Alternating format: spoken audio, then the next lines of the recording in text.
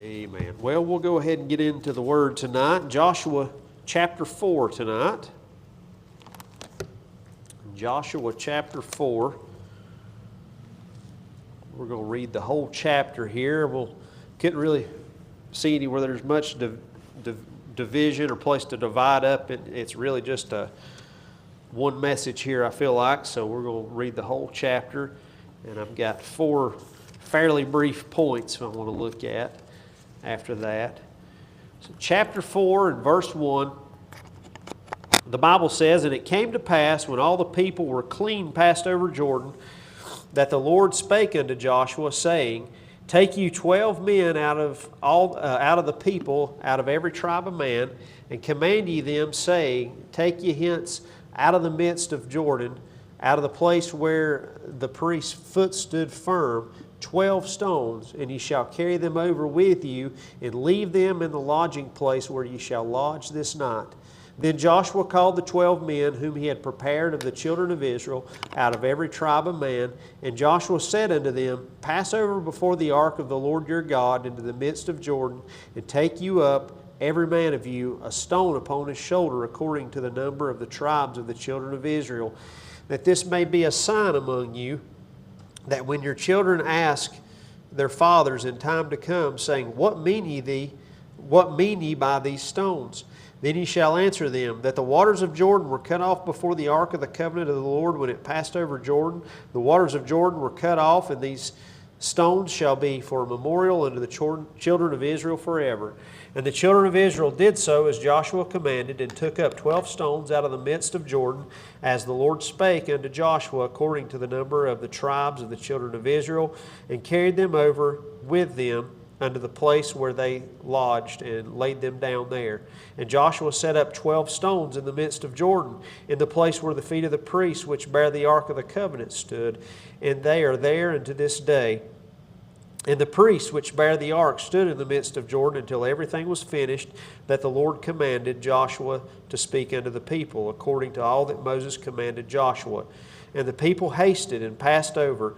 And it came to pass, when all the people were clean passed over, that the ark of the Lord passed over, and the priests, and the presence of the people, and the children of Reuben, and the children of Gad, and the half-tribe of Manasseh passed over, armed before the children of Israel, as Moses spake unto them. About 40,000 prepared for war passed over before the Lord unto battle to the plains of Jericho. On that day the Lord magnified Joshua in the sight of all Israel, and they feared him as they feared Moses all the days of his life. And the Lord spake unto Joshua, saying, Command the priests that bear the ark of the testimony, that they come up out of Jordan.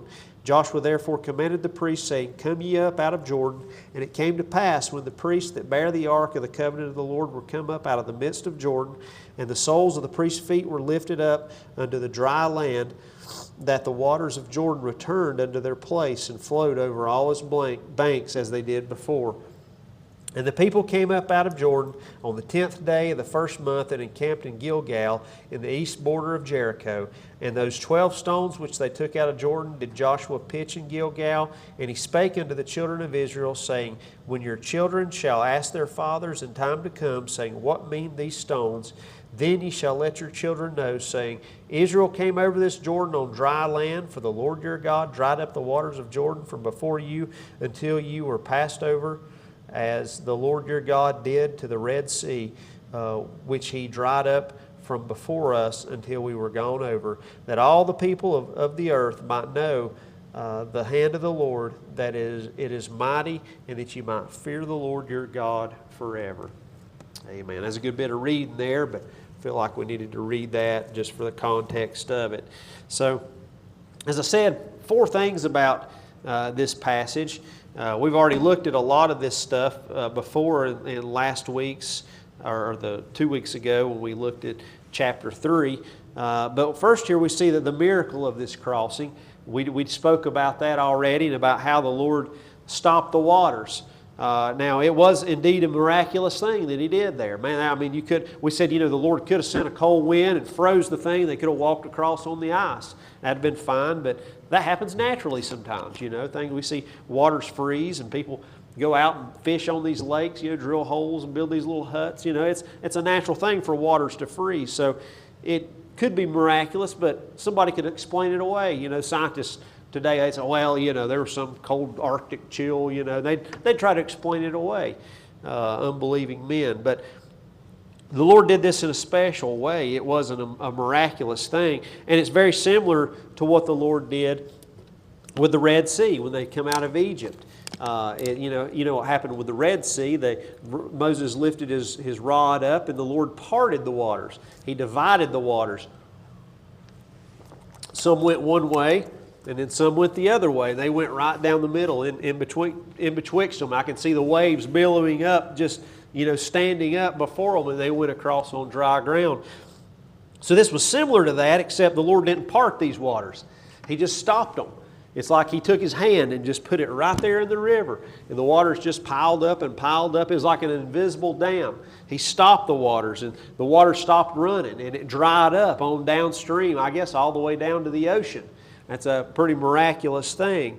They were stopped. They were dammed up to prevent the water from flowing.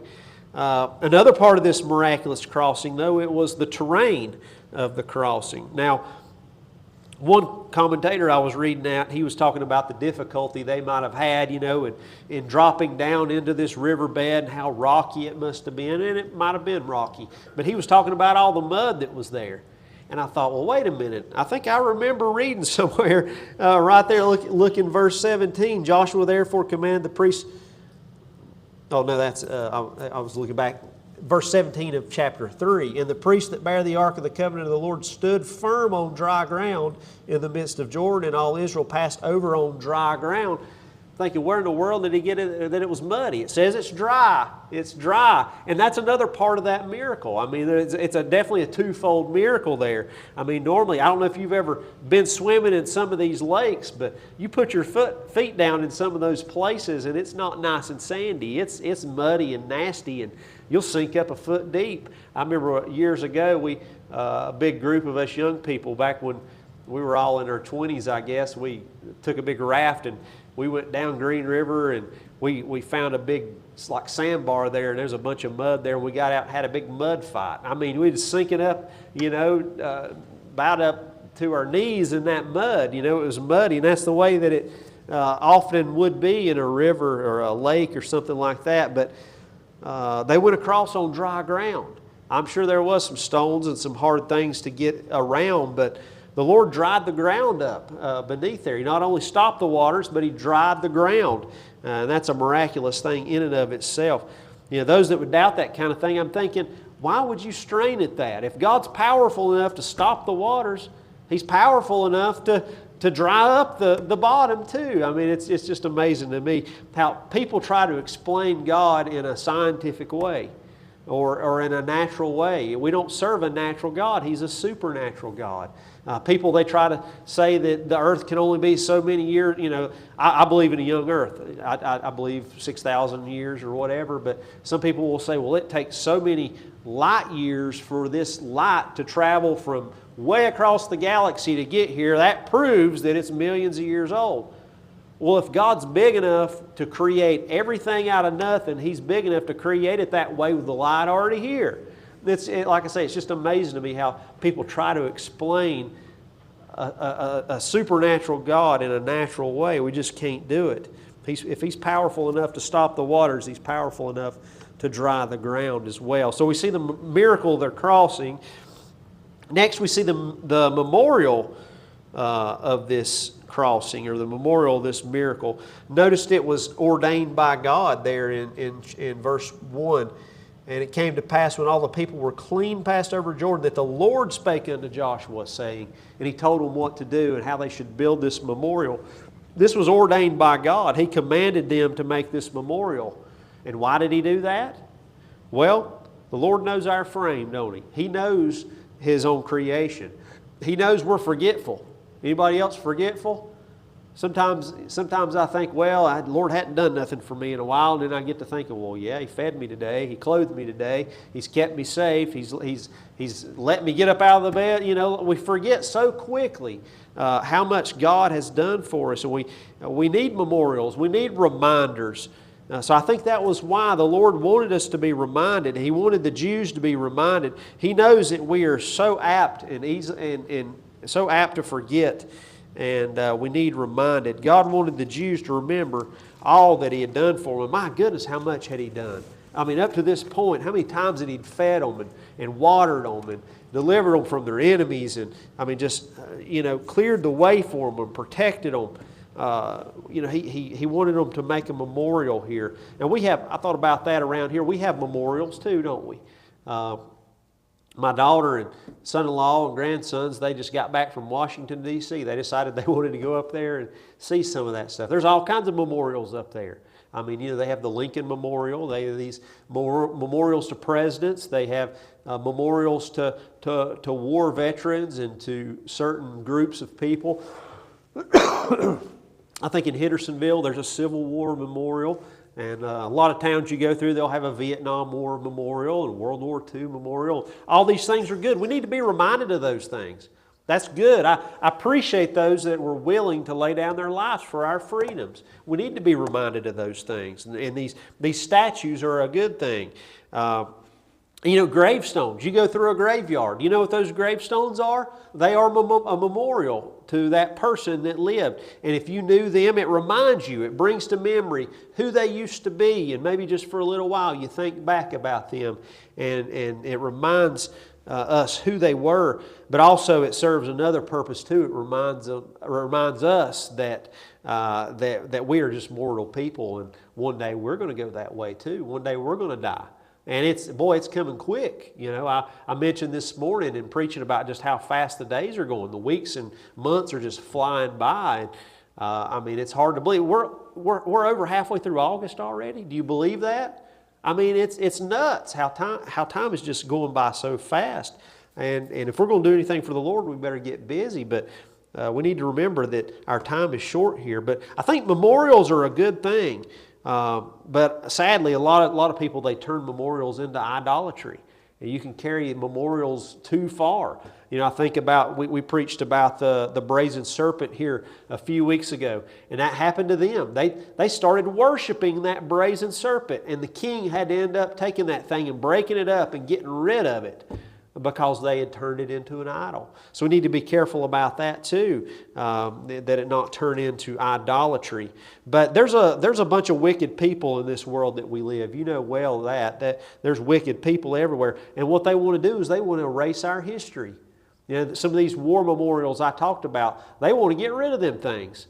There's memorials that used to be downtown Asheville that's there no longer because it offended somebody. We can't have a Civil War memorial. Well, I think we need to be reminded about the Civil War. I don't want to have to go through another one, do you? It's good if somebody get their little feelings hurt every now and then. Some of these men were good men, and they deserve a memorial. And people need to do a little history and run the history and realize that why these things happen so we don't repeat them. They say that if you don't learn history, you're doomed to repeat it. And I'm afraid a lot of people, they just don't know anything about history, and they don't want to know anything about history. And I'm afraid we're headed down that same road again in a lot of these instances. I mean, I think about everything that went on with the Jews there in World War II, with the Holocaust and all that stuff. And look at how a lot of people are treating them now. A lot of the Democrats and these people, they're treating the Jews terribly, saying wicked things about them, basically accusing them of being not even human, and standing with Pakistan over the Jews. I mean, that's going right back down that same route. There's even people that deny that the Holocaust even happened. Did you know that? There's people, they try to say, oh, that didn't really happen like that.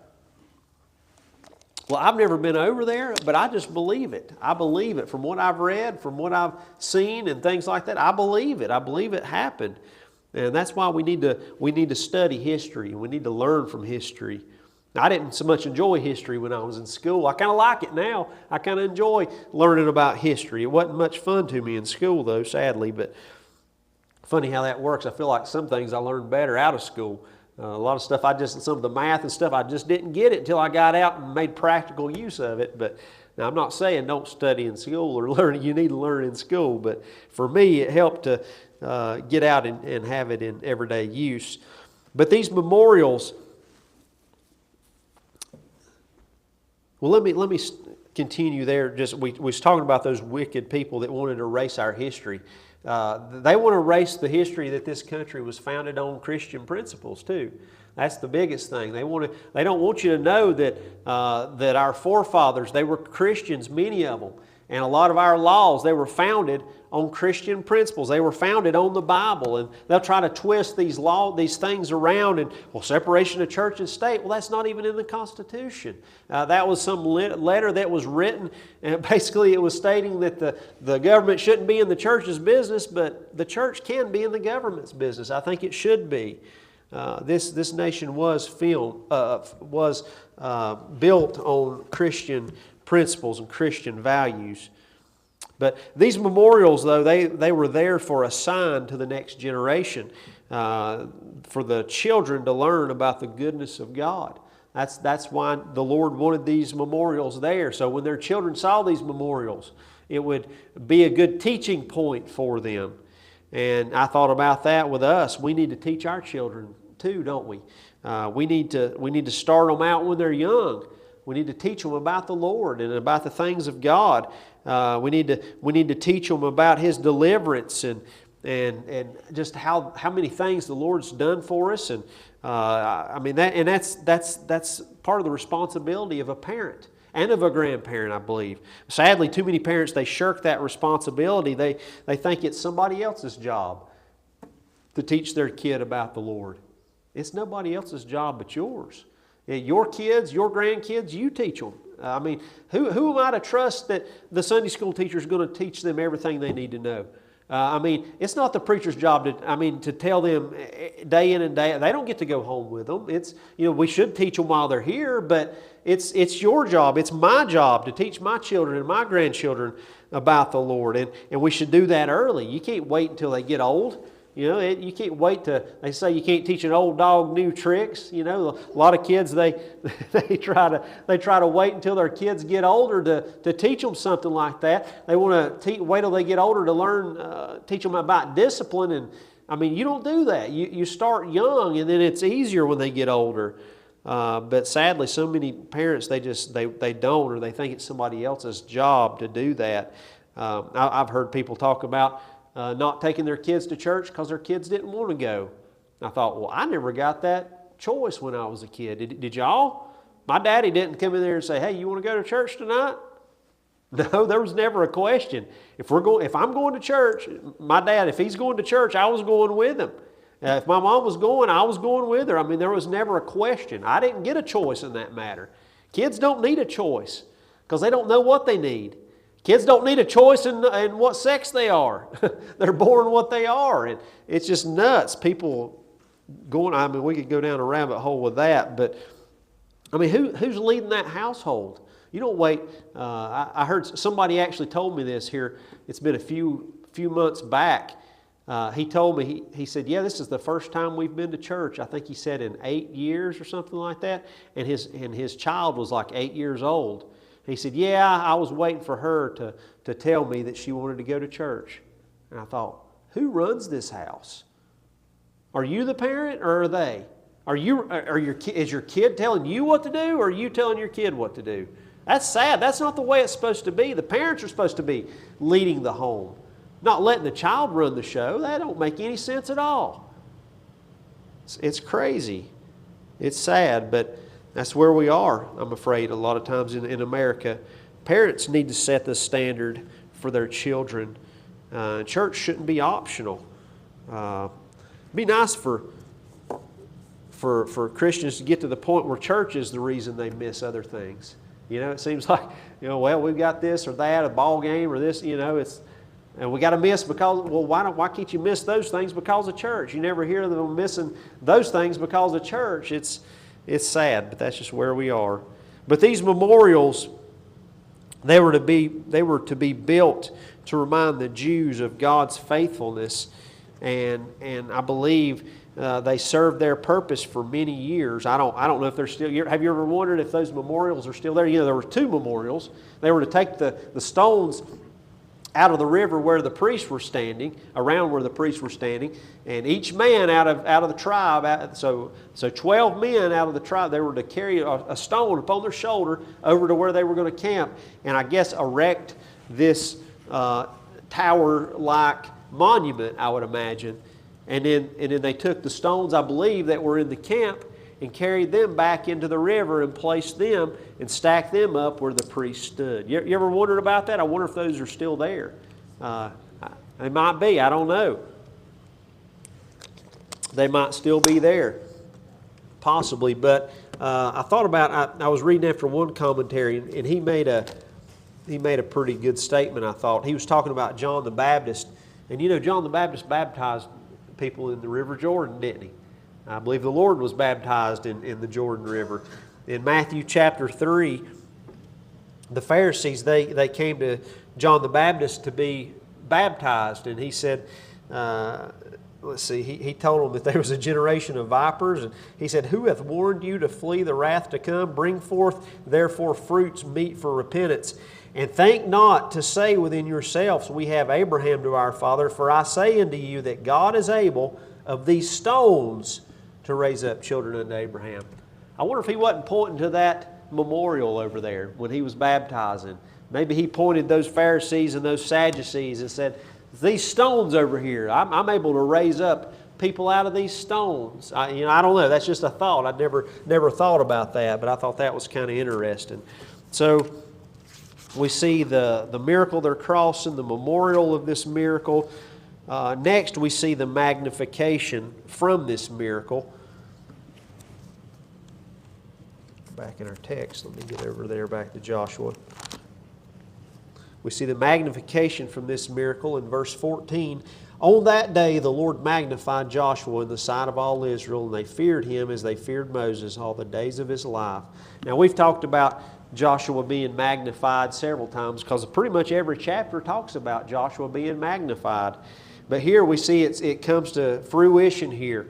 Joshua is magnified by the Lord. The Lord magnified Joshua. The Lord didn't magnify Joshua so he could put his thumbs in his suspenders and brag about how good he was and about how holy he was. It wasn't that at all. No, the Lord magnified him so he could effectively lead the people of God. And he needed to have a good testimony, and he needed to have the Lord's hand upon his life in order to lead the people the way that he ought to be able to lead them. I think it's that way with preachers also. We need the Lord's hand on us. We need to be magnified of the Lord. We need to have a good testimony before our brethren. I wouldn't want a pastor who was a wicked and an ungodly man, a man that was known for being double-minded and unstable, a man who would jump from here to here to here and hop around churches and just stay here for a week and go over here for a couple of months. I wouldn't want a pastor that didn't have a good testimony. Would you? I wouldn't want to follow after a man like that. I couldn't do that in a man that didn't have a good testimony. But I thought about those qualifications that Paul gave to Timothy for those that are to be pastors. Paul told Timothy there in 1 Timothy chapter 3, he said, "This is a true saying, if a man desire the office of a bishop, he desireth a good work. A bishop then must be blameless." He must be blameless. He's got to have a good name in the community. People ought not be able to say, "This man don't pay his bills, he owes me a bunch of money." That ought not be the case. A man must be blameless. The husband of one wife. Now, that gets the lady preachers right there, the husband of one wife. And, there's different ways of looking at that. Some believe if you've been married and divorced that you're disqualified. I'll let you have your own opinion about that. Some believe it speaks more about polygamy and things like that. Vigilant and sober, of good behavior, given to hospitality, apt to teach, not given to wine, no striker, not greedy, of filthy lucre, but patient, not a brawler, not covetous, one that ruleth well his own house, having his children in subjection with all gravity. For if a man know not how to rule his own house, how shall he take care of the church of God? Not a novice, lest being lifted up with pride he fall into condemnation of the devil.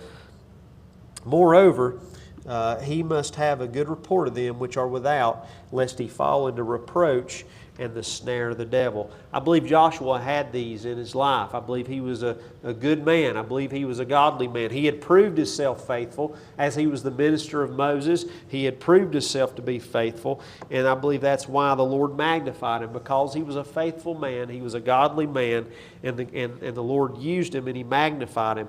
And I believe also God magnified Joshua because God knew that Joshua would in turn magnify the Lord.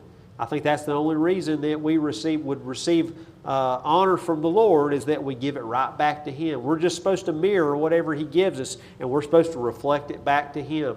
I think I mentioned the Lord's Prayer in John 17, and Jesus spoke about how the Lord had glorified Him and He will glorify the Father. If we receive any glory, if we receive any magnification, it's not ours to keep. We're supposed to give it right back to the Lord.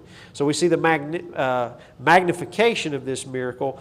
And then lastly, we see the miracle after the miracle. There's really two miracles here. You ever thought about that? Here in Joshua chapter 4, we talked about the waters being stopped. And that's usually all we think about, is the waters being stopped and the ground being dry. But what about the waters coming back down? I think that's a miracle to look at as well. You ever thought about that? I mean, these waters were piled up, no telling how high, over the heads of these priests. But I believe it was a great miracle that the Lord released these waters so slowly. Could you imagine if the Lord just took His hand off all of a sudden, what it would have looked like? I mean, it would be like a dam busting. I mean, you know how much havoc that would have wreaked? I mean, it would have probably even taken out the whole camp of Israel right there. I mean, all these waters would have flooded down and washed the trees and the boulders and everything away. We saw a little bit of what that looks like after Helene. I mean, down in Back Cave and Girton and these places, and just how the water just washed everything away. And I mean, boulders the sizes of houses just rolled out of the way. But the Lord didn't do it that way, did He? He stopped the waters, but when He released the waters, He let them just slowly go right back down to the way they were, just ever so gently.